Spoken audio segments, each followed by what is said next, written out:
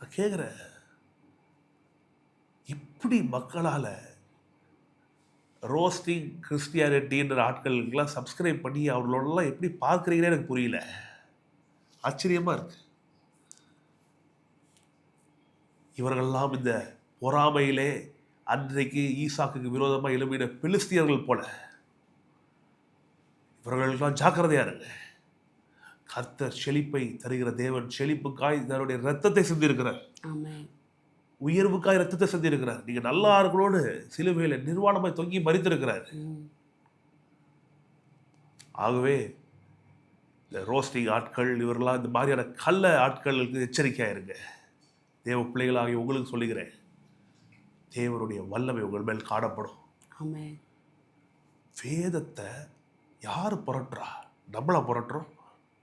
வேதத்தில் உள்ளதை எடுத்து சொல்கிறோம். அவனை ஆசீர்வதித்ததுனால அவன் பெருகினான், அவன் ஆசீர்வதித்ததுனால அவன் சீமான் ஆனான். அந்த ஆசீர்வாதம் தான் இன்னைக்கு உங்களுக்குள்ள இருக்குது, உங்கள் மேலே இருக்குது. அந்த ஆசீர்வாதத்துக்காக சிலுவையில் இயேசு சாபமானார். அப்போ இந்த ஆசீர்வாதம் என்ன பண்ணும்? கர்த்தருடைய ஆசீர்வாதம் உங்கள் மேலே வரும்போது மக்கள் பெருகுவாங்க. அப்போ பெருகக்கூடாதபடிக்கு தடையாக இருக்கிறது இந்த பெலிஸ்திய ஆவிகள். அதால் ஆட்கொள்ளப்பட்ட மக்களுக்கு எச்சரிக்கையாக இருங்க, விலகி இருங்க.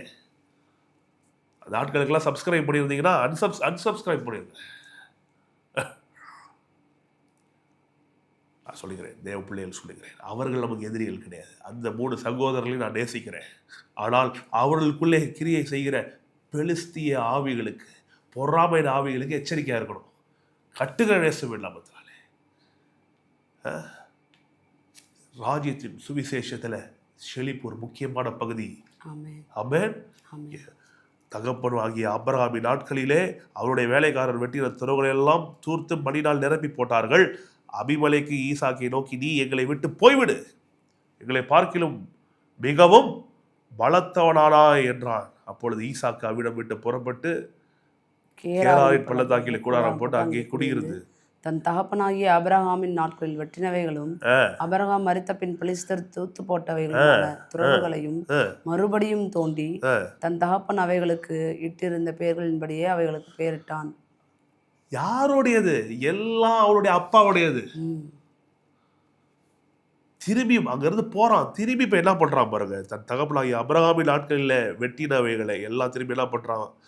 ஆபிரகாம் மரித்த பின்பு பெலிஸ்தர் தூர்த்து போட்டாங்களே, எல்லா துறவுகளையும் மறுபடியும் தோன்றான். நான் சொல்றேன் பாருங்க, இந்த கள்ள போதகர்களால தூர்த்து போடப்பட்டு மக்கள் ஏமாற்றத்தில் இருக்கிறாங்களே, எல்லாரையும் காப்பாற்ற தான் கர்த்தர் அனுப்பியிருக்கிறார். இந்த ஜெபமே ஜெயத்தை கர்த்தர் அதுக்காக தான் ஏற்படுத்தி இருக்கிறார். நான் விசுவாசிக்கிறேன். திரும்பியும் தோண்ட போறோம். ஆபிரகாமின் ஆசீர்வாதத்தை திரும்பி தோண்ட போறோம். மக்களுக்கு அதை எடுத்து கொடுக்க போறோம். நீங்களும் உங்களுக்கு சந்ததியும் ஜனமும் வாழ்ந்திருக்க கர்த்தர் அடியேறியும் அடியருடைய ஊழியத்தை எழுப்பியிருக்காரு. நான் விசுவாசிக்கிறேன். ஆமென்.